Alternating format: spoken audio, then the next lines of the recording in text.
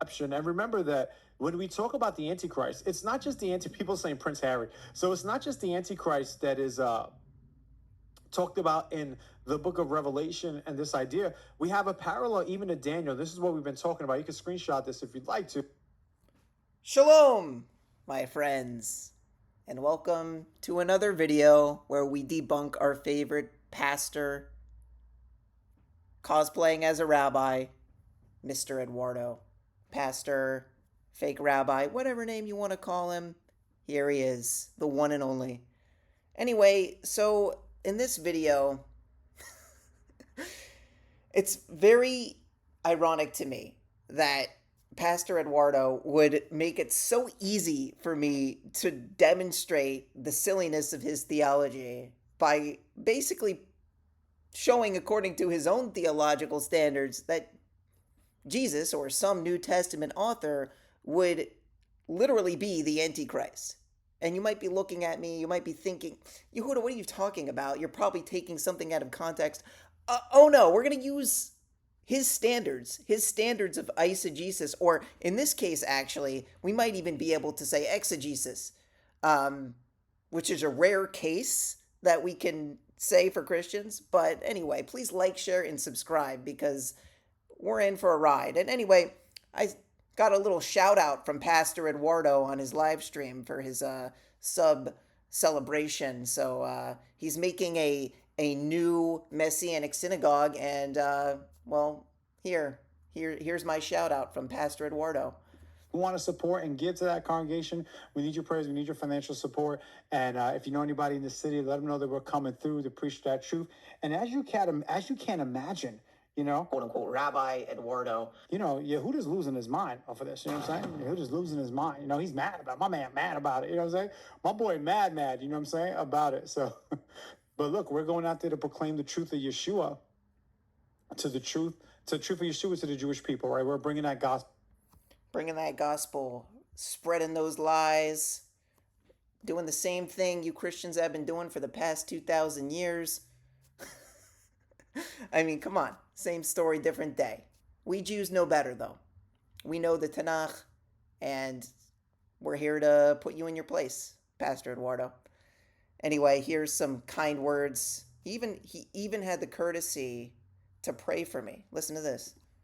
Which surpasses all understanding, to pass over your people, Father, and to bring them rest. Lord, I pray for Yehuda, Lord. I pray for Michael Skolback. I pray, Lord, for Tovia Singer, Lord. I pray for any anti-missionary, Lord, or any one of these people, Lord, the missionaries, any of these people, Lord, who make videos about me, who don't profess Yeshua, Lord, who are confused about the truth of the Torah, Father. I just pray, Lord, that you bless them, bless their families, Lord, bless their children, Lord.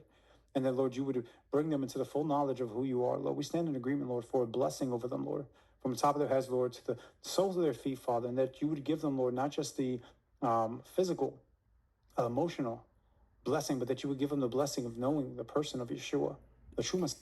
So, I mean, I could say the same thing in the name of Muhammad, and that would mean, you know, what do you want? I mean, at least in that case, you're not acknowledging Muhammad as a god. I mean, you can pray in the name of whatever idol you want.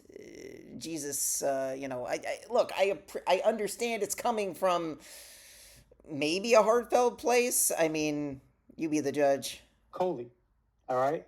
Yehuda was the one who was like, quote unquote, Rabbi Eduardo. Rabbi Eduardo. Rabbi Eduardo. What are we going to do? What are we going to do? I don't know. I mean, you be the judge of the level of sincerity here. Regardless, we're here to put this pastor in his place. Check this out. The little horn, so we have in Daniel 7, this prophecy of this little horn. Okay, I'm going to just try to stand up straight because my camera's acting crazy. There's a little horn who is the Antichrist who rises from the fourth beast, Rome and the final world empire, right? What's the fulfillment? Revelation 13, the first beast, the Antichrist, emerges from the nations. So he speaks. So let's go into a little bit more detail on this, right? This comes from Daniel 7:25. I'll put the scripture up here so you have a little better We even use a Christian version just so that I'm not using any of those rabbinic translations. That a lot of you Christians don't want me to use. So here, ESV, NIV, whatever one you want. He shall speak words against the Most High, and he shall wear out the saints of the Most High, and they shall think to change the times and the law. Or sorry, he. Well, it's referring to the he, right? When it says he shall speak words against the Most High. So it's not the saints that are changing. Obviously, the saints are the holy people, right? In the Hebrew, or the Aramaic rather, if you look in Daniel chapter 7, verse 25, it says, Kadshei Elyonin. And regarding the Hebrew word for saints in this translation, I wanted to briefly demonstrate the ignorance and downright lies. It's one of the two. It's either a lie or this Ash Mays character completely has no idea what he's talking about concerning the Hebrew phrase Kadshei Elyonin, which is used for the saints this is Daniel chapter 7, verse 25, where it uses this Aramaic expression. It says Kadshei Elyonin, okay? Watch how Ash Mays completely butchers this.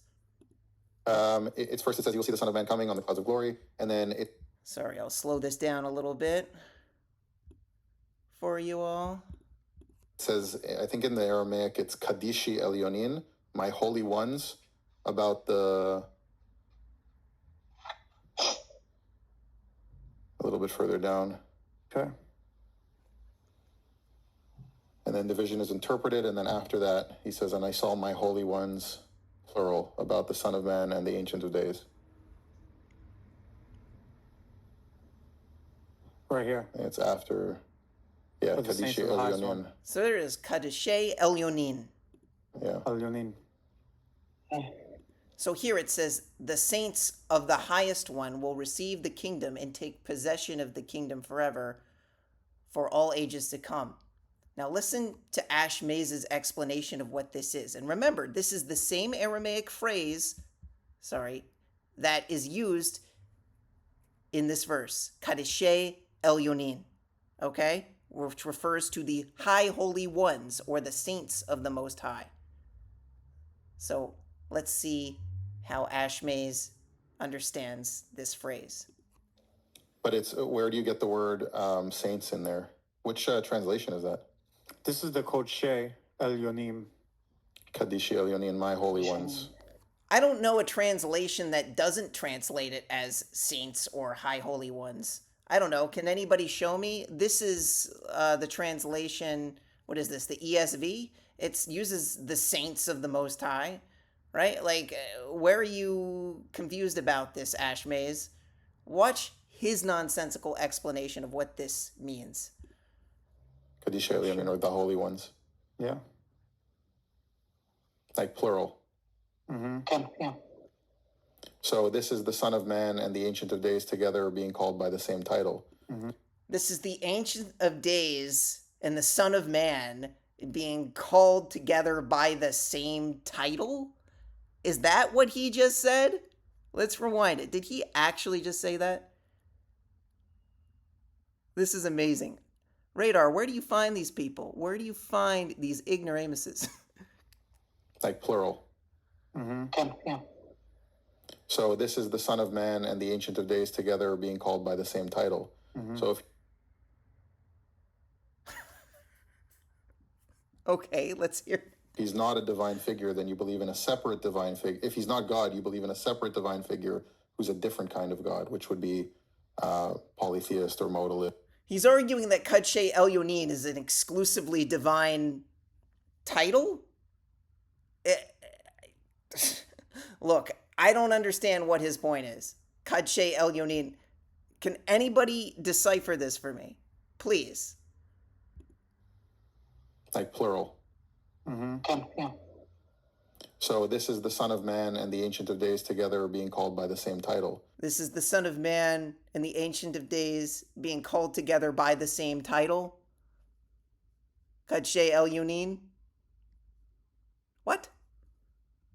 even when you go to Daniel here, right, it's explaining that the one like the Son of Man who receives the kingdom, that's not one singular person, that's the high holy ones. It's consistently translated that way, just as it's translated that way in Daniel 7:25, which is the verse of contention regarding the little horn who is oppressing the high holy ones.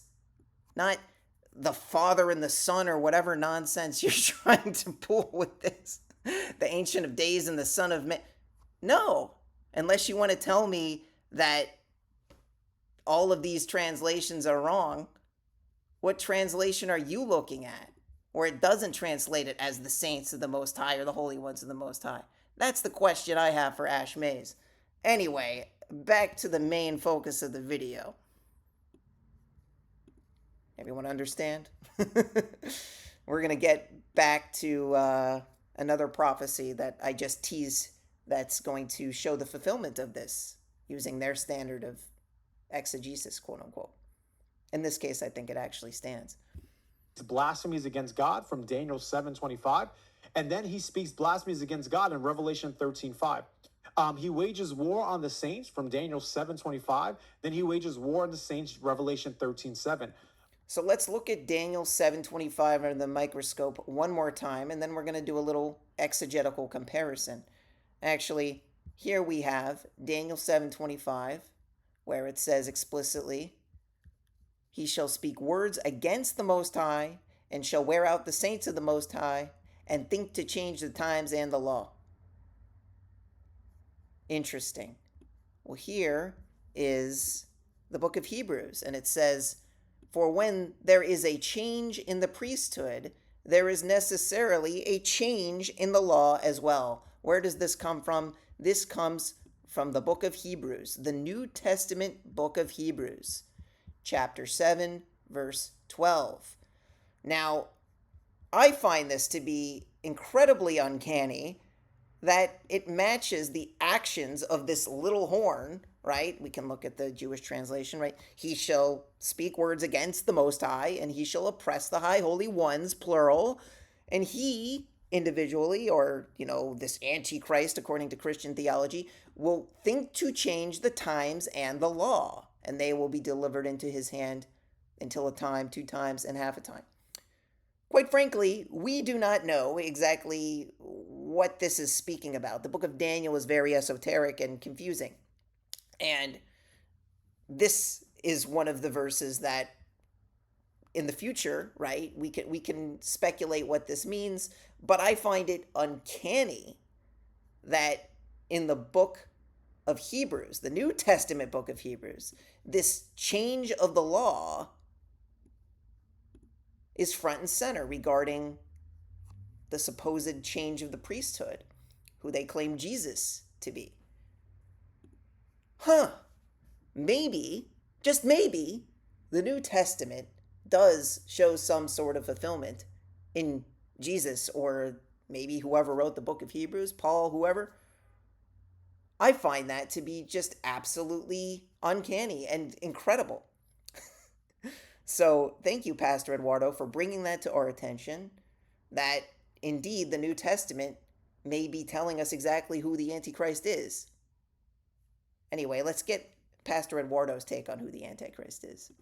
Daniel 7:25, he rules for a time and a half a time, 3.5 years. He rules for 42 months, which is 3.5 years from Revelation 3:5. Is that making sense? All this craziness and insanity that we're seeing here, that there's an overlap between these things. Gmod thinks it's the Pope. I don't think the Pope can do it. I don't think he can do it. You don't think he can do it? Guess who he thinks can do it? I know that a lot of the reformers thought that. The Protestants thought that.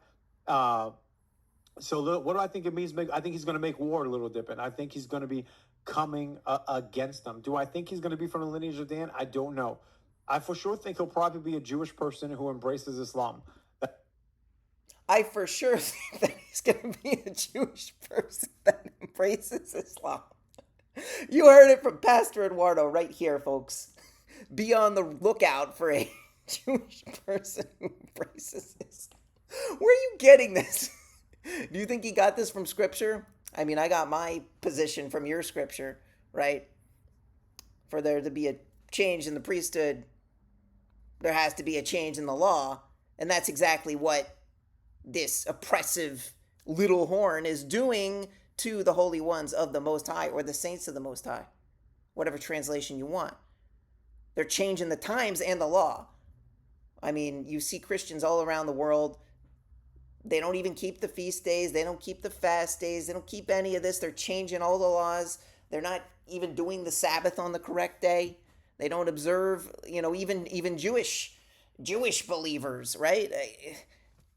The vast majority of them don't keep Torah. I mean, let alone even keep the Shabbat. So I think your New Testament is onto something here. And I think you might have found the fulfillment of your Antichrist in your own New Testament. But there's more, my friends. Keep watching. And again, please like, share, and subscribe so we can reveal this Antichrist to the world. That's really the way I think it's gonna play out. Will he have Catholic ties? I don't know. You know what I mean? He's probably. You know what I'm saying? Word salad. I don't know what Pastor Eduardo is saying now. He's just kind of whoever you want it to be. Close your eyes and believe, and there's your Antichrist. No. So it's tough. It seems to be, so Chris is saying Rome is not the fourth empire, Daniel 2:7. Rather, it's the Islamic Caliphate. Well, remember, the fourth empire is Rome, but Rome doesn't really go away. And notice that Rome inherited their kingdom from the Greeks. And so they were deeply embedded with philosophy, and Islam actually took their text. And the reason why we have a lot of those Greek texts is because it came over to us in Islam, in Arabic, that they translated it, right? So there was this idea that, hey, they're really like taking in that world power. Remember, this world system is really regurgitating the same type of thing. So to say Islam is the continuation of the Roman Empire, I don't think is a stretch, right? I think this continuation, they're only... As long as it's not your own religion, which clearly is the better fit. You're the one changing the law, changing the times, worshiping Jesus as a god when nobody did that in the Tanach. I mean, that's a complete change, right? I think your Antichrist, according to your own theology, is staring you right in the face. A few hundred years apart. So I don't think it's a difference to see this thing. There's still the same kind of thrust. So I think it could be the Islamic Caliphate. Don't have an issue with that, but I think it's really a world system. It seems like it ultimately comes to this head, that it becomes this giant explosion of this evil end time entity that wants to destroy the people of God. And so remember, the Antichrist is going to do miracles. He's going to do all these types of things. He's going to have a resurrection from the dead. Then you got to take... The Antichrist is going to have a resurrection from the dead. Well, we already did a whole video on this. We demonstrated that even if the resurrection happened, if Jesus claimed to be God in the flesh, which this, wannabe rabbi pastor, I mean, he espouses that view that, Jesus, chas v'sholem, would be God. Well, that is strange. This is another very strange thing about their theology, right? They claim that the, resurrection is some sort of like unique sign. And as I explained in this video, that's clearly not true, according to their own theology, because they believe, he just said that the Antichrist is going to be resurrected. Let's hear that again. What did he say? He said, did I hear that right? Comes to this head, that it becomes this giant explosion of this evil end time entity that wants to destroy the people of God. And so remember, the Antichrist is going to do miracles. He's going to do all these types of things. He's going to have a resurrection from the dead. So where does that leave Jesus? If the resurrection of the dead is such a unique miracle to Jesus that proves his supposed godship, messiahship, and all that other shtus, all that other nonsense that Christians claim because of the resurrection, you're claiming the Antichrist is capable of the same thing? Don't go and tell me that the resurrection means anything then, if you're, according to your own twisted, nonsensical theology, and this is where they get it from, that the beast seemed to have a fatal wound, but the wound had been healed, right? Or you want to say like, oh, it was a pretend sort of thing. Okay, then why couldn't people be tricked by Jesus too, if that wasn't a real resurrection? You have to literally give yourself a lobotomy to understand the level of circular reasoning and nonsense that Christians will use to try to justify their beliefs. Anyway. Then you got to take them out again, you know what I'm saying? Take them out again. Yeah. I sometimes you even wonder if they're self-aware of the nonsensical nature of what they believe. They're parodying kind of the story of Jesus and saying, I mean, I guess they can thank the Jews again for, since the whole Christian theology, I did a whole debate with Radar demonstrating that we don't need Jesus' blood for our forgiveness of sins today. And here he's saying the whole thing's, I know he's joking, but think about it. Think about the nonsensicalness of all of this. It's just...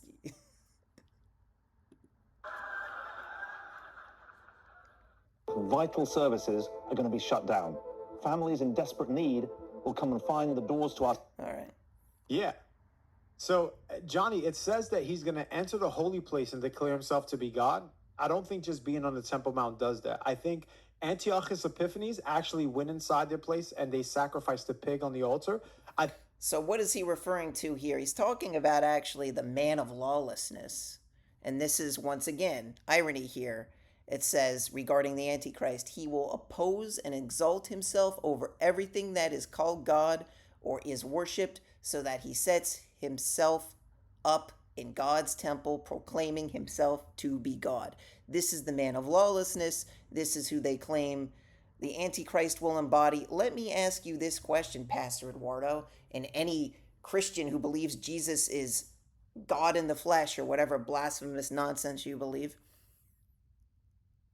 Tell me, what do Jews, Orthodox Jews, Rabbinic Jews, what do we believe about the Messiah? What is our theological opposition to your understanding of the Messiah, most commonly that we bring up in debates with you? That the Messiah isn't God. So why in the world, riddle me this, why would Jews fall for an Antichrist that exalts himself over God and says that only he can be worshipped, when literally our entire movement, the entire counter-missionary movement against Christianity is emphasizing the exact opposite, debunking the Trinity, demonstrating the silliness of the incarnation, showing that in Deuteronomy 4, God commands Israel not to worship him in any form. You can see my videos on that. I'll put the links in the description. And it's not just me. This is literally the whole of Rabbinic Judaism has been fighting against the idolatrous nature of the Trinity for the past 2,000 years and beyond. And we will continue doing this. So why in the world would we be the ones falling for what you believe? You believe that Jesus is God. You believe that Jesus changed the law. You believe that Jesus got rid of the priesthood and made it a Melchizedekian exclusive to him and no one else. That's not biblical. That's from the New Testament. That's from your ridiculous, nonsensical theology that absolutely contradicts the Tanach. But it ironically fits very well with, when you think about the idea of Jesus, or maybe, the writers of the New Testament having fulfillment in this. It fits like a glove. You guys are changing the laws. You guys are worshiping Jesus, just like the man of lawlessness. And you also believe in the idea of the resurrection as proof of your false Messiah and false God, just like you claim the Antichrist will use as a way to trick the world. Well, I think we found the conspiracy here. It's Jesus. So thank you, Pastor Eduardo, for once again gracing us with your knowledge of who the Messiah definitely isn't, and that would be Jesus, Yeshua, and you basically have made the best case for Jesus being the Antichrist that I have ever seen someone do. So, everybody, we need to give Radar our, coal. We've really reached a new level of knowledge and understanding that not only is Jesus not the Messiah according to the Tanach, according to the New Testament, he very well could be the Antichrist. I know my brain is out of sorts from hearing this nonsense. So please, everyone, in all seriousness, please like, share, and subscribe so that we can put these pastors to bed, get them out of, basically shut them down when they come and evangelize us and, wherever they try to do this and set up camp in New York. This is real, guys. This is becoming tangible. You can say whatever you want, but let's nip this in the bud. Please like, share, and subscribe. Thank you for watching. Shalom Aleichem.